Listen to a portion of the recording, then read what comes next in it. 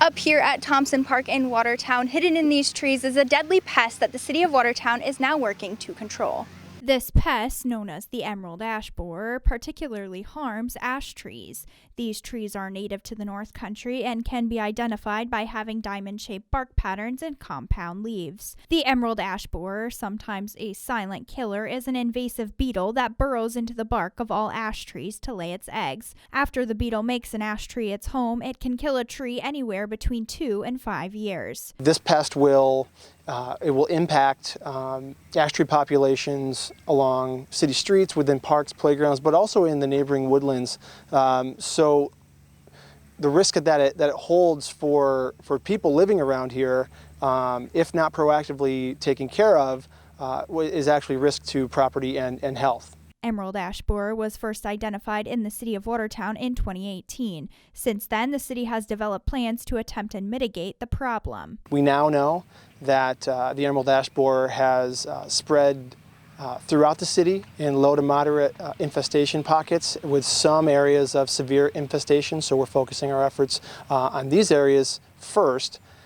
Some of the strategy includes chemical injection treatment of ash trees to kill the pest, and also proactive takedowns. Higher infestations can be found on the city's east and west side, south of the Black River, on the Jefferson Community College campus, and at Thompson Park. However, at this time, it is considered a citywide infestation. DeMarco confirmed that in 2020, the city took down around 50 ash trees and plans to match or exceed that number in 2021. Proactive removal of ash trees is an important aspect of the emerald ash borer and ash tree management strategy.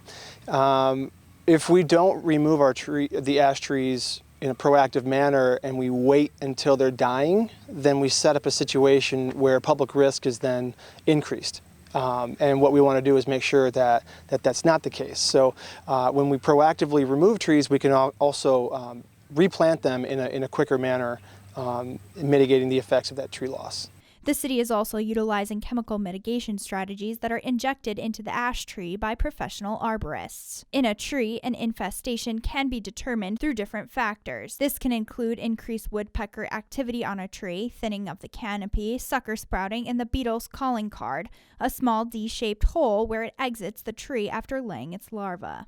And to continue the proactive approach, city officials ask residents to report any of these signs to allow for next steps. If our citizens know that they have an ash tree in their yard or in the city-owned property adjacent to their property, if they happen to notice increased woodpecker activity, or if they happen to start noticing that the top of the tree is starting to die back, they can give us a call at the city's planning department, and I can schedule a time to come out and evaluate the tree.